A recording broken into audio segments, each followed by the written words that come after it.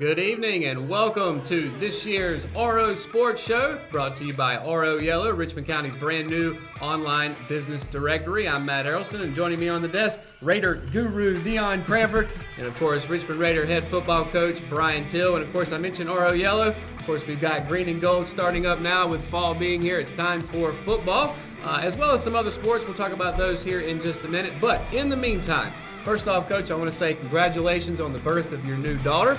I know I was going to bring up a joke here. Maybe here in the next 15, 16 years, we'll be talking about her like Icebox from Little Giants. So we'll have to wait and see on that. But in the meantime, of course, we've got some questions for you. We want to find out what's going on with the green and gold getting ready for football season. So we're going to let Dion start it off here. Well, I mean, one of the things we talk about, especially a lot in the fans, in the stands, everybody's kind of focused on Caleb Hood, your receivers, your offense, and the way that's functioning. But, you know, we were talking the other day, I think your defense gave up about 12.8 points per game last season. It's the best it's done in over a decade as far as the program goes. What are you looking at defensively this year? I mean, is that looking to continue, maybe get a little bit better? Well, I think we definitely want to continue that standard. You always want to try and get better. I mean, it's, at some point, if you held people to 0 points, I guess there's no better than that. But So you're always trying to shoot for that mark. We think that we can continue on that. The big change there, the defensive line, we've lost 3 guys who were very impactful in the game. We've got several guys who are going to rotate there, and we feel like can still be very, very productive players. And we'll just have to see how good. And some of those guys, all of those guys who are up there, didn't play that much last year. Xavier Harrington being the only one who got significant minutes last year.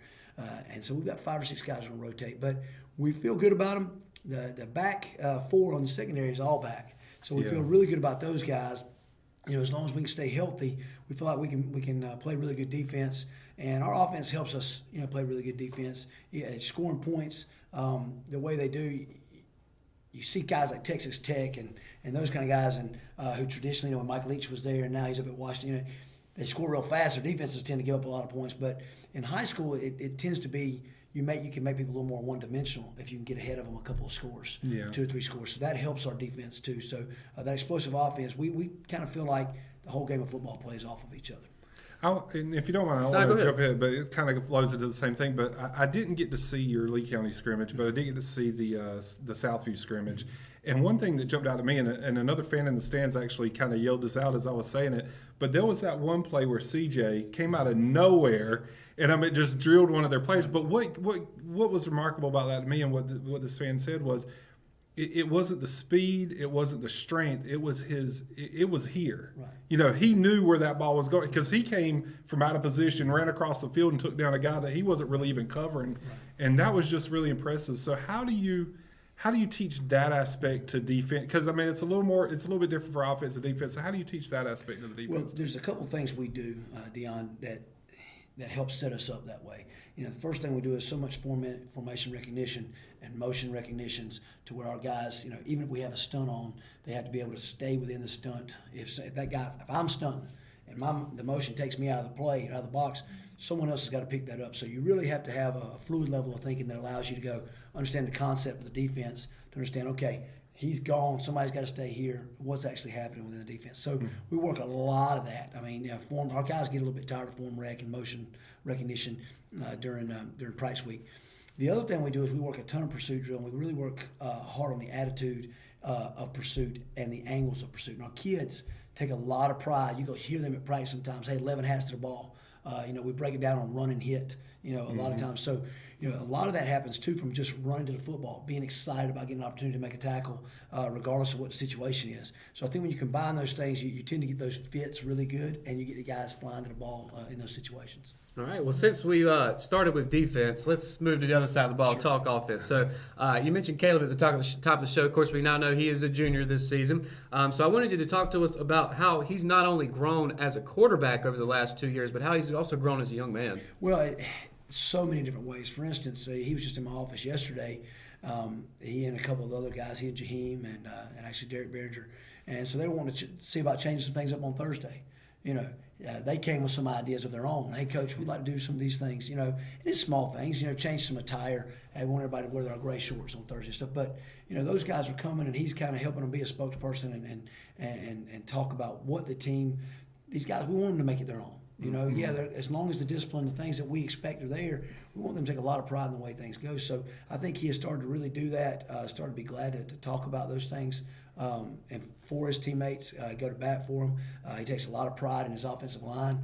You know, talking about from a leadership and a young man standpoint, it's really easy with all the stuff that the glory or whatever he's getting from offers and from the yards and to focus on yourself. But you see him really, you know, he goes out to eat on every Thursday with his offensive line. He really works to create that bond with his teammates, with his wide receivers. They work a lot of extra in the offseason, stuff like that we don't ask them to do, but because they're driven to do the right things there.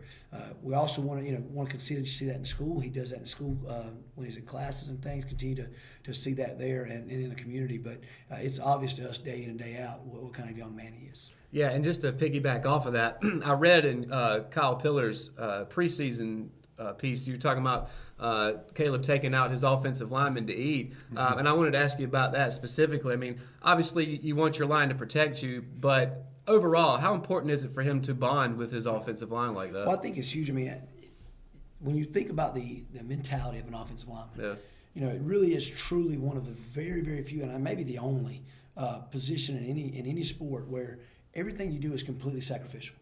Everything you do. You know, they don't, we've started keeping pancake blocks and stuff, and we call them OHAs and things like that to try and give those guys some kind of stat. But really and truly, everything they're doing is completely selfless and sacrificial, and they're sacrificing their bodies.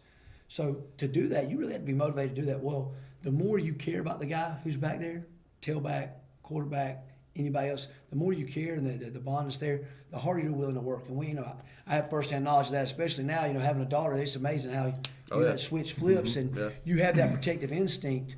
And I've always felt like I had that over our boys, but it's amazing how it can turn up. Well, the bonds that are created, just strengthen that willpower during the course of a very tough and physical ball game. And I got one more question for offense before I pass it back to you. Jaheim's more than likely going to be the main running back, but you got a lot of depth there as well as at the wide receiver position. So talk to us about that for a minute. Well, Jerron Coleman, I think a lot of people know about Jaheim, but Jerron really, you could see in the scrimmage just kind of the spark he can bring. He can fit through, I think they talk about rats being able to slide under a door, right? A quarter, if you put a quarter there. Jerron kind of seems that way in the gaps, right? It seems like it's just this big, and all of a sudden he squirts through there. And, he's got really good speed, be able to really flip that switch, catches the ball really well. So we'll be able to do some things there.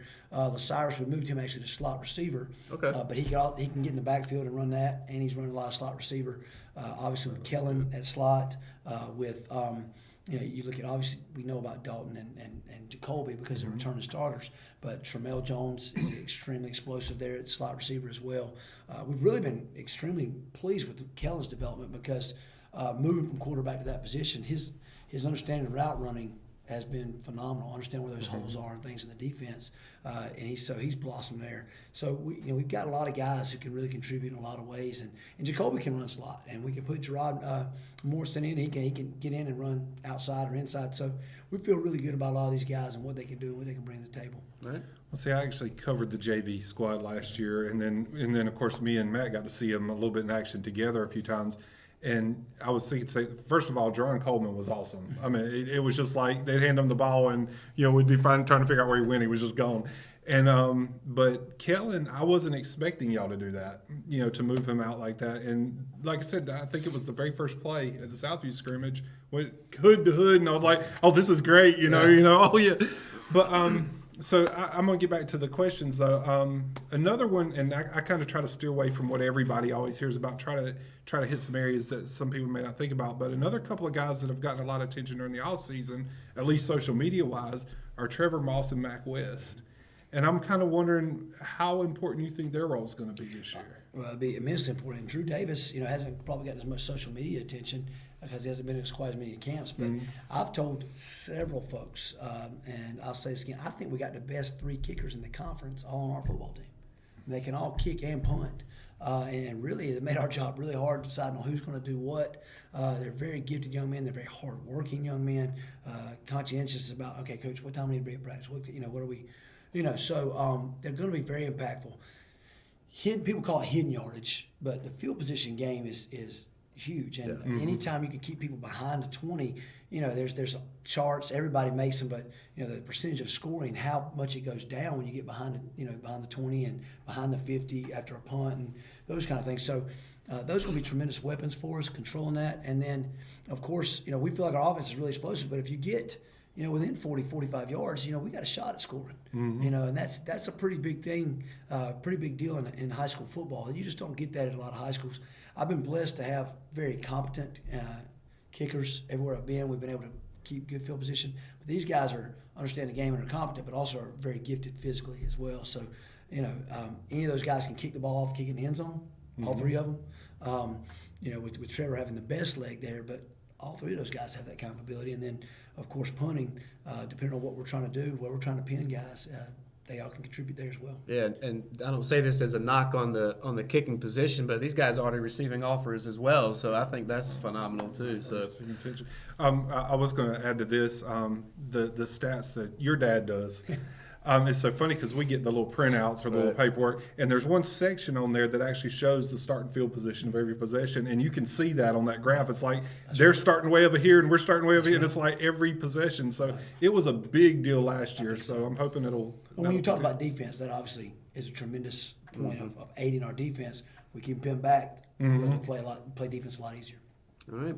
Well, obviously, winning a state championship is the ultimate goal this year, but and every season for that matter. But what are some of the team's smaller goals you guys want to accomplish along the way this year? We talk about going 1-0 each week. Right. So we want to win the non-conference. That's kind of the way we stack these goals, and then we want to win the conference. We always talk about beating our rival, and then win the state championship. So we kind of do those things in that order. Leadership council kind of comes up with those things. But they're the same as they were last year from a standpoint of season goals in that way.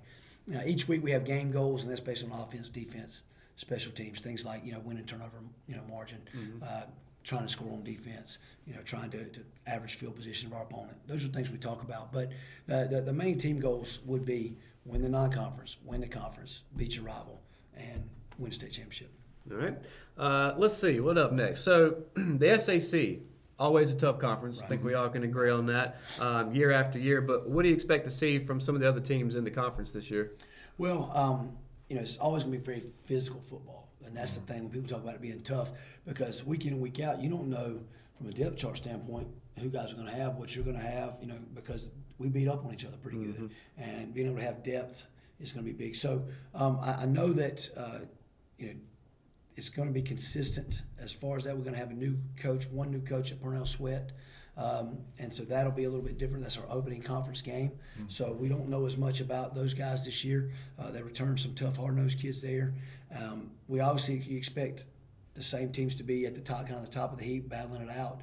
And obviously that week, 11 game, we really expect that to be for all the marbles at that point. I mean, that's what we want to work towards. The guys who are on, right next to us, our neighbors down the street down there, they got a pretty good football team. Coach Bailey does a good job over there, and so we know it's going to be tough. But right now, we've got to focus on Clayton, and then you go, okay, we get in the SAC, and let's attack each challenge each week and be prepared. Well, that brings up another good point. Later on in the season, you've got film to study, you've got things like that. Talk about how your approach changes in week one when you really don't. And not only do you have to play a team that you haven't seen, but this program's never seen, and not only that, but their two probably key offensive players have transferred in, right. So you don't even have anything to look at from last year. So how do you approach just something that's just completely blind like that? I'm telling you, you talked about Southview scrimmage. You guys noticed watching all the different formations they used. That was great for us going into this game because we have adjustments in place for every formation. I mean, literally every formation, we have adjustments in place. But you don't always work all those adjustments every week. It's impossible. But we're working a large majority of those, just knowing right now, okay, if they line up here, here's what we got to do. So the week one is always that way. But like you said, it's a little more so this week, given the circumstances with playing Clayton this week. On offense, it's very similar, but they have shown us only a couple looks there. So we're working both looks, and that's typically what we get, 2 to 3 looks defensively that our offense prepares for. For us, like I said, our defense preparing for their offense. we've looked at quite a bit of other formations and things that are possible. Even based off of their scrimmages, we've added some things that we said, okay, these may be some things, and these are some things we picked up on a video here or there from somewhere they could do with this kid. Because they're very different offensively, even from a personnel standpoint, even without those kids transferring in. Because they had some really dominant wide receivers the last couple of years.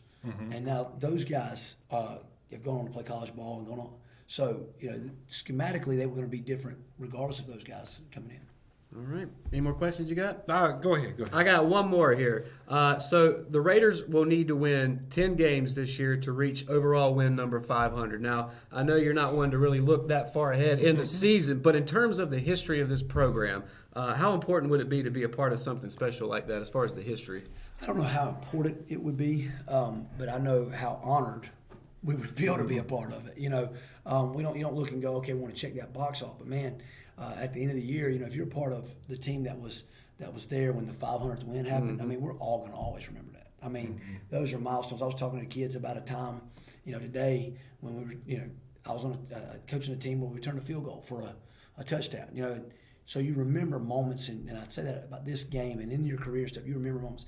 And it would be fantastic to be a part of that and to look back and you tell your kids about it and your players tell their kids, hey, well, when I went through now, we won. So that would be monumental for all of us from a memory standpoint. As far as the importance in the season, it's probably not from that standpoint. But for all of us personally, looking back after the fact, we'll all appreciate that. All right. Well, got anything else you want to add?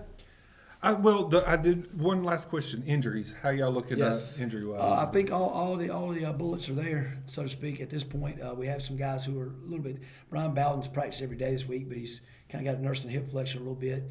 Derek has practiced every day this week. We held him out of all the scrimmages. Derek Behringer didn't scrimmage at all. But he's practiced every day this week. Looked really good. Tramell Jones was held out of the first scrimmage. He's practiced every day. So everybody's practiced this week. We feel like everybody's, as healthy as we could be this time of year. So we're pretty happy with that. All right. Well, in the meantime, of course, kickoff will be 7:30 p.m. Friday night right here in Rockingham at Raider Stadium. Head Coach Bryan Till. Coach, we really appreciate you joining us. We're going to take a quick break. When we come back, Dion's going to stay on the desk. We're going to talk about some of the fall sports coming up, including volleyball, boys soccer, and girls tennis. Unfortunately, getting rained out, but we'll hit all of that and more right here on the RO Sports Show.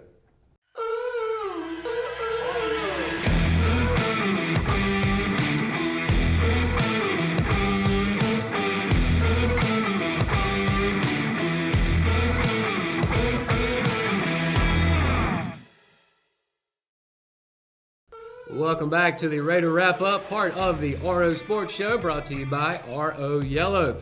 Once again, we appreciate Head Coach Bryan Till for joining us on the desk, giving us a lot of information about tomorrow night's game. So, of course, everybody looking forward to that. Also, though, plenty of other sports going on, getting started here at Richmond. Let's start with girls tennis.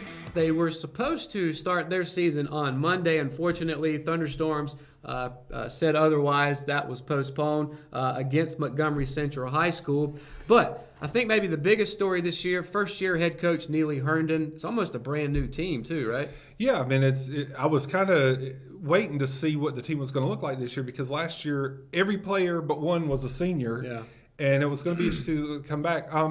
There's good and bad. The good news is they do have some athletes that have stepped up and taken over those roles. I don't know whether they're tennis players, though. I'm worried they might be learning from scratch. I haven't jumped in and really heard a lot about them yet since they're just getting started. But you're seeing softball players, you're seeing soccer players, you're seeing other athletes kind of join that team. So good for them to kind of help fill those roles. But we're kind of curious and anxious to see where the success level is. Again, first-year coach and a brand-new team, probably full of players that are somewhat at least semi-new to tennis. Yeah, and I would imagine we're going to see the usual suspects in the conference, Pinecrest, Jack Britt, usually pretty good in tennis. Well, interestingly enough, today they're making up the rainout game. They're going to play a doubleheader with Montgomery Central, And if you're unfamiliar with Montgomery Central, it's a brand-new school opened this year, the Montgomery Central Timberwolves, and they have pulled together East Montgomery and West Montgomery. And, I mean, I don't know how familiar everybody is with tennis, but typically East Montgomery was actually pretty good a good challenge for us. So I imagine that's going to be a tough first opponent for them. So is that like mixing colors where two colors make one? If you mix an East and a West, you get a Central? Well, I mean, you got to think they merged. Yeah, exactly. They merged 4 schools here in Richmond County to form one. So I guess it was kind of getting to the point where those schools were probably getting small enough where it could be managed in one facility. Right. Well, as you mentioned, that's been rescheduled for the doubleheader today. It actually started at 4 p.m. Unfortunately, by the time we started taping, we didn't have those final results. But, of course, you can find all of those updates on the richmondobserver.com, or you can download the app, or you can stay tuned for live at 5. So let's move to boys soccer. They also opened their season this week. They opened up on Tuesday with, unfortunately, a 3-0 loss to East Mecklenburg. Now, I'll be honest with you, I don't know much about East Meck, but they're usually pretty good at soccer. Pretty good at soccer. And again, a really tough first week 1 game for them. I have no doubt they're going to be in good shape, as the season progresses. There's, Chris Larson's going to have them ready, especially for conference play. I'm thinking they'll probably maybe finish second in the conference. So look for a good strong. As far as this game was concerned, the Eagles scored 2 first-half goals, then added a third. Insurance goal in the final 40 minutes. Of course, it didn't really matter supposedly at that point. But as you mentioned, Chris Larson now in his second year taking over for Benny Howard, who was there for 30 years? A long time. Used 2 goalkeepers, though. I found that kind of interesting. One in the first half was junior Jay Emmons. In the second half was sophomore Jaden Wilson. Was this a matter of, you think, getting guys some experience, or was this a matter of, trying to find the hot hand, so to speak? Well, I mean, probably both. I mean, Coach Till even talked about it with the football team. There's still some players, they're rotating in and figured out who's going to take certain roles and be the go-to guy. And, week 1, especially with something like soccer where you have a lot more games to play and a lot time to play with that roster a little bit, that may have been the case, rotate some guys and get some experience and see who's going to really step up and be the leader in that role. All right, well, moving forward for boys soccer, their next game will be on Saturday at the Fayetteville Soccer Complex. As of right now, we don't know who their opponent will be yet for the Battle for the Bell, but of course, again, you can find those updates on the Richmond Observer and the richmondobserver.com. And then finally, we're going to finish up tonight's portion of the Raider Wrap-Up talking about volleyball. They also opened their season on Tuesday with a win at home, 3-1 over Anson. Third straight season opening win for Richmond. Yeah, Kyle and I were kind of going back and forth after this match, and Anson has a 6'1" senior on that team, and she just towered above everybody else. Based on what Coach Larson said after the game, I mean, it was kind of like when she got into that position to serve, it caused them some problems. But other than that, Richmond, I felt like held their own. It was a good week 1 game, and probably to have a team that's maybe not as strong but has a few strong players gave these girls an opportunity to really practice them. Yeah, and you mentioned Coach Larson. In case anyone's wondering, no, Chris Larson doesn't coach volleyball too. That's his wife, Ashley, also in her second season, I believe as volleyball coach. Now, I do want to say this. It seems like they have Anson's number when it comes to volleyball. 6th straight win over Anson dating all the way back to August 2016. Is that a matter of the have and have-nots, you think? Well, I don't know. I mean, Anson's not a strong volleyball program, so it's not a big surprise. But as I mentioned, they do have those 1 or 2 players, and they have a couple players on that team, I believe, that play some travel ball. So, like I said, it wasn't a strong first week 1 opponent, but it was their opportunity to see maybe a few skilled players and actually really get some good time against it. And as far as the Lady Raiders, I was looking at some of the stats. Very heavy upperclassmen team, it seems like, which should come in handy down the road. Well, I mean, and it reminds me of a couple of years ago when the same thing happened. I mean, you had that mass exodus of seniors. Well, you had, I believe it was 3 years ago, there were no seniors. Right. And then the next year, all those seniors graduated, and then they pretty much had to rebuild last year. And now they're kind of right back to it again. So the good news is they lost so much experience all at once. It kind of hurt them last year. This year they've got that experience back. I think, I'm looking for a good season from them. I think they'll be a lot better. I agree.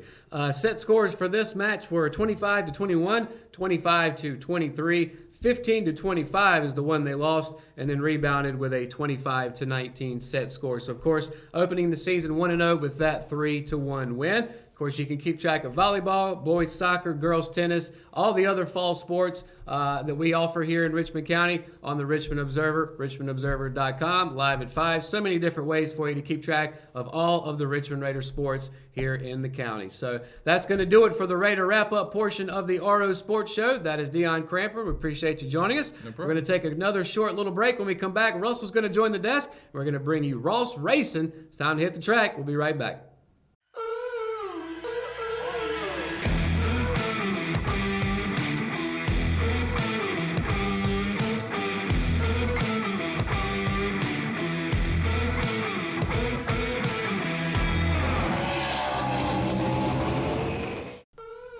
The stands were packed at Bristol Motor Speedway, as was the action on the half-mile oval for the legendary night race. Throughout the vast majority of the race, the lead was contended for with plenty of side-by-side action.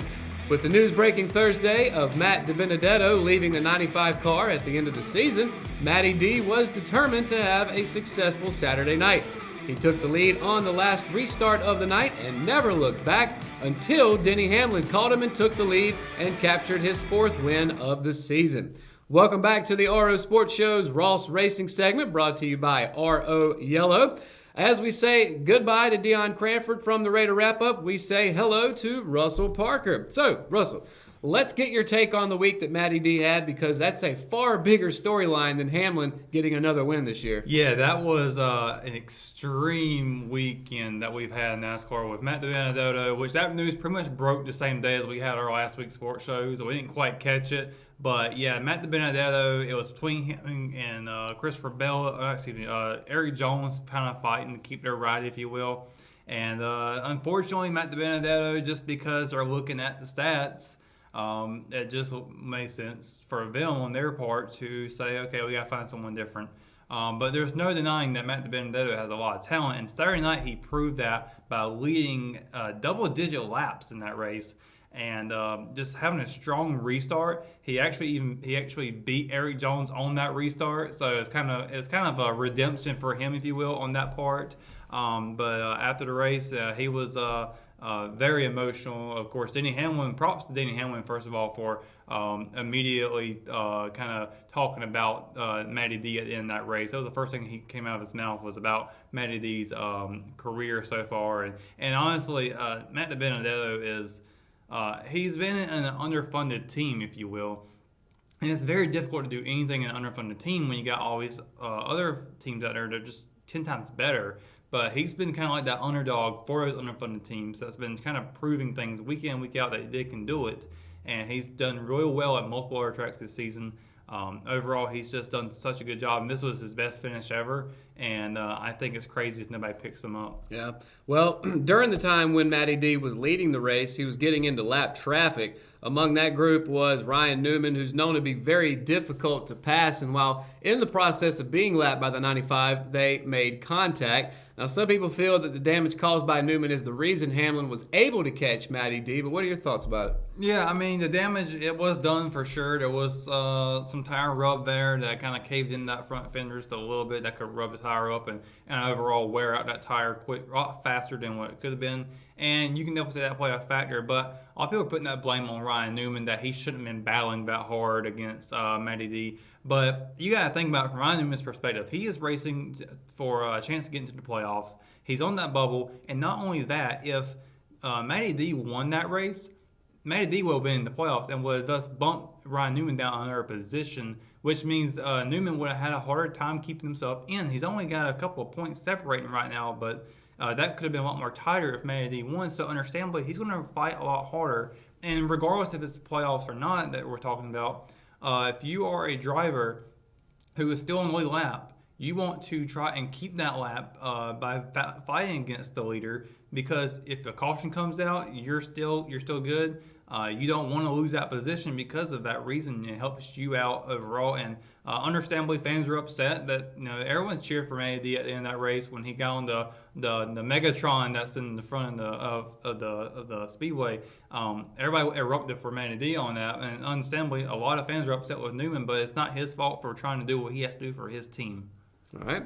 Well, as we mentioned, DiBenedetto, not coming back to the 95 car. And if the rumors are true, and in this sport, most of the time they are, Christopher Bell will be moving into that ride in 2020. But some team owners out there must have bumped Matty D to the top of their contact list for a ride, right? So where do you see him ending up? Well, I think the first ride that everybody comes to mind is the one that David Reagan is vacating at the end of this season. Nothing against Front Row Motorsports, but I don't think that should be Matty D's future. I think he should be at something that's a little more higher up. I would say that car is about the same as 95 on that term, so I don't really see Matty D moving up. He's got a lot of talent that should be shown on a bigger team. Obviously, he's not going to Joe Gibbs. There is a possibility he could move down to the Xfinity Series and full-time ride there for a little bit until something shows up. There's also Jimmy Johnson's ride at 48. I mean, the way he's been racing this season, I believe his contract runs through 2020. So maybe Matty D kind of sits on the sideline for a year, does some racing in a lower series, and then takes over that ride in the future. Who knows how that works out? That's still a long ways to go. If you're talking about immediately, I mean, it's possible to see him take over a ride at Roush Fenway. Now, they haven't had a lot of success. I mean, they got Ryan Newman over in the 6 who's been performing pretty well. But Ricky Stenhouse Jr., who hasn't been performing as well, maybe him. Maybe even Penske, for what we know, could start up a 4-car team. But I don't think that's happening. That's just a long shot. But, yeah, I feel like right now that car that David Reagan vacated is probably going to be the one for now, maybe for 1 year. Then maybe he jumps into a bigger ride. Someone kind of works with that car and that team to kind of develop maybe just for like one more race season, then bring him up to a bigger ride. All right. Well, as you mentioned earlier, Ryan Newman's fighting for a playoff spot with only 2 races to go now in the regular season. It's perhaps safe to say that one driver will not make the playoffs, and that is 7-time Cup Series champion Jimmy Johnson. He's now 26 points below the cutoff line after having a bad night at Bristol. So with the amount of races left coupled with the season he's had so far, is it safe to write him off as missing the playoffs for the first time in his career? Yeah, that's a pretty big statement to say. I mean, he's won in every playoff format we've had since the beginning of the chase in 2005 to when they started adding the knockout rounds in it.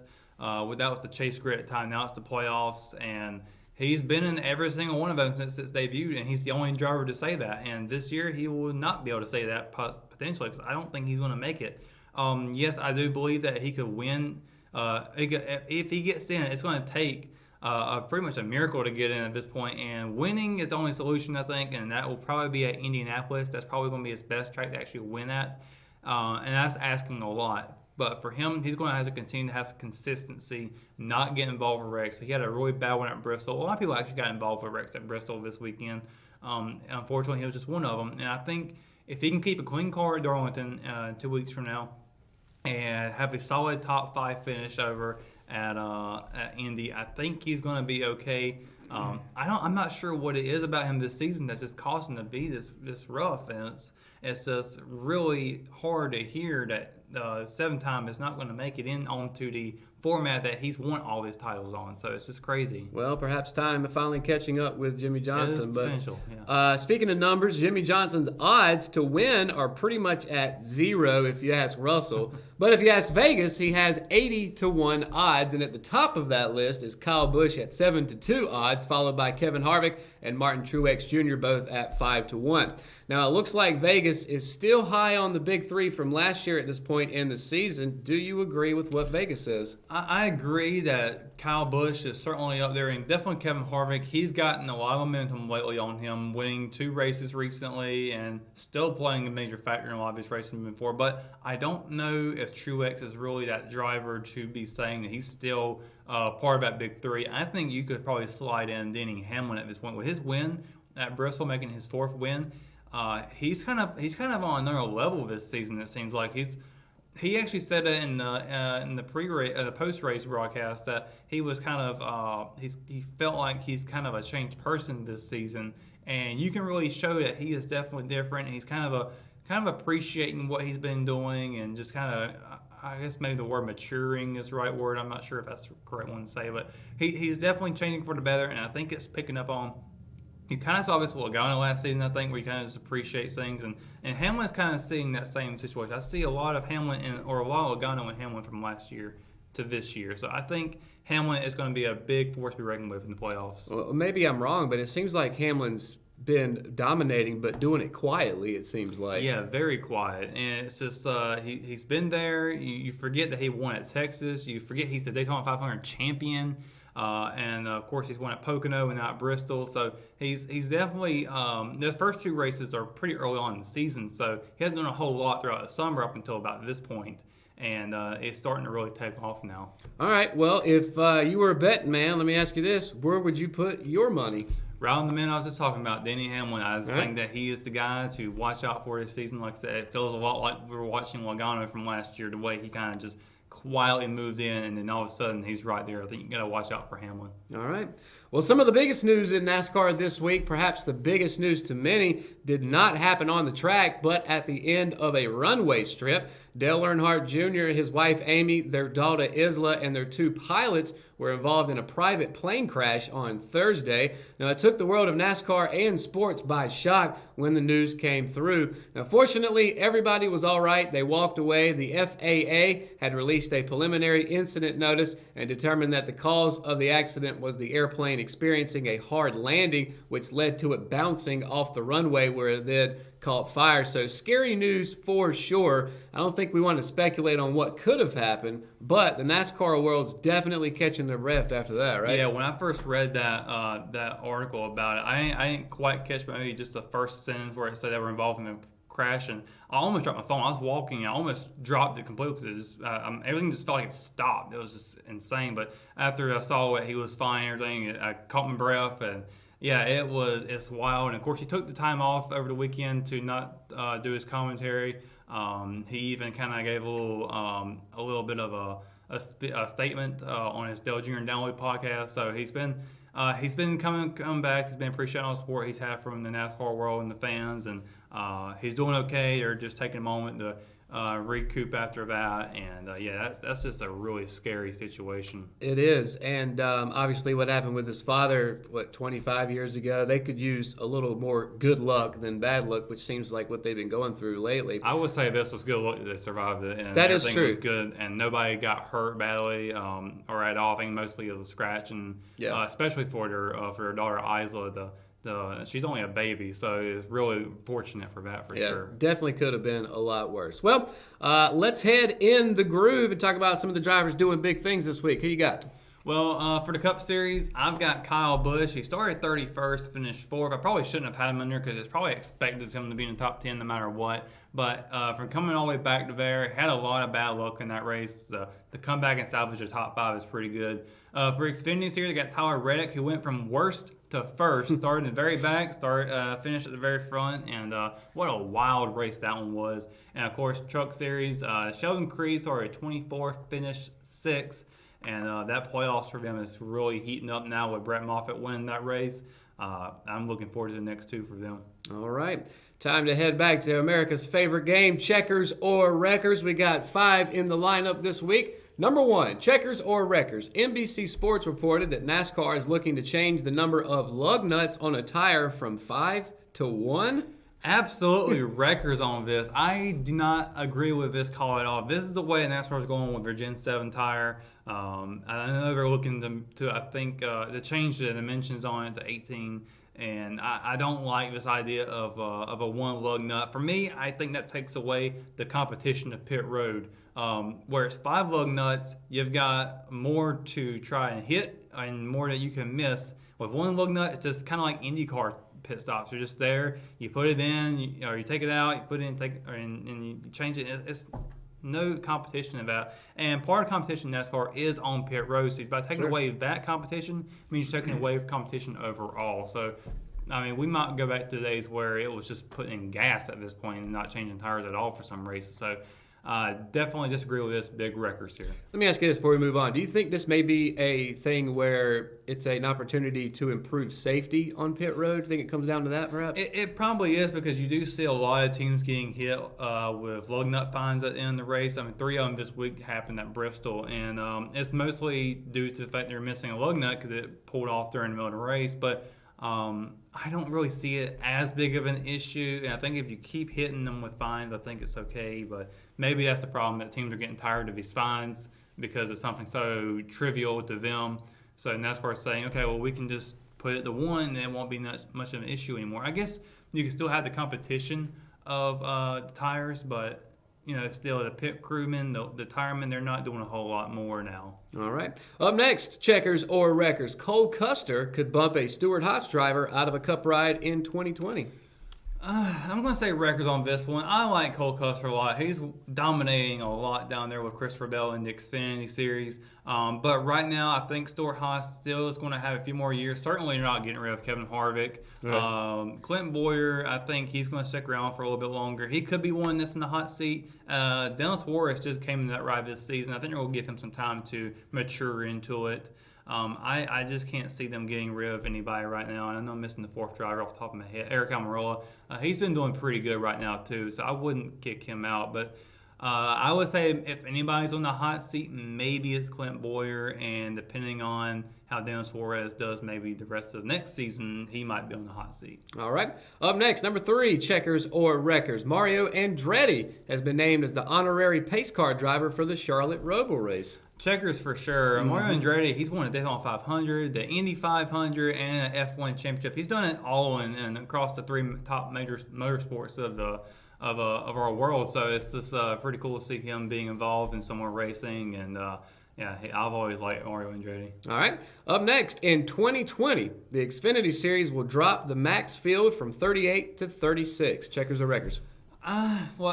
Since the reason why they're changing this, I'm going to say checkers. The reason why is because they are taking away those bottom 2 spots. Most of the time in these races, there's always 1 or 2 drivers who are just out there just to get the paycheck, and it's not really actual competition. And I feel like by taking those away, you're able to, what NASCAR intends to do is disperse the money that they would have won to the Dash for Cash competition that they have throughout the season in the Xfinity Series, and help out with the Trouble Truck Challenge as well. So those are kind of the little competitions inside the seasons that they do, and I think that prize money that those bottom 2 drivers would have gotten, that can go into whoever wins those 2 competitions. So I'm going to say checkers on this. I mean, if you got guys running out there just be running, then they're not really racing, if you ask me. All right. And finally, checkers or wreckers. Also in 2020, NASCAR will change the limit on number of races a Cup Series veteran can race in the Xfinity Series from 7 to 5. Truck Series will remain at 5. What do you think? I'm going to say checkers on this one. To define veteran means you have to have 3 seasons, a full Cup Series, to be able to become a veteran for that. So after that, you'll be bumped to that. So it does allow 3 seasons of a driver. Let's just say Christopher Bell, when he comes up next season, he can race 3 more times in the Xfinity Series to keep trying to build up his competition and to handle a lot longer schedule, because Cup Series is a lot longer than the Xfinity Series. So I think it helps out with that, and I do like reducing number of time a Cup driver can be down there, because let's face it, it's not exciting when you got someone dominate an entire race and they happen to have some of them have multiple seasons in the Cup Series, but they also even have championships. And I feel like you always make the comparison to NFL to college football to high school football, and nobody wants to see an NFL player go down and dominate a high school sport. Right. All right. Well, the Monster Energy Cup Series and the Gander Outdoor Truck Series will be taking this week off, and the spotlight will shine down onto the Xfinity Series as they'll travel to Sheboygan, Wisconsin for their race at Road America. So with the way this series has been so far this season, it's obvious that Christopher Bell and Cole Custer are the 2 favorites to win the championship, but who else has a good shot at winning? So a lot of people are talking about Christopher Bell and Cole Custer, but they always forget about the points leader, and that's Tyler Reddick. He's also got a good number of wins as well, and he's overall a great driver. But also Austin Cindric, who's kind of coming up, been a little quiet. He's got 2 road course wins. This is definitely a track that's coming up. Road course, he can easily win that one as well. I think he's kind of becoming the king of it down there in the Xfinity Series. And he also got a top 5 at Bristol. So he's definitely coming up, making a little bit of a name for himself this season, driving that 22 car. So I see Tyler Reddick, Austin Cindric being those other 2 drivers. All right.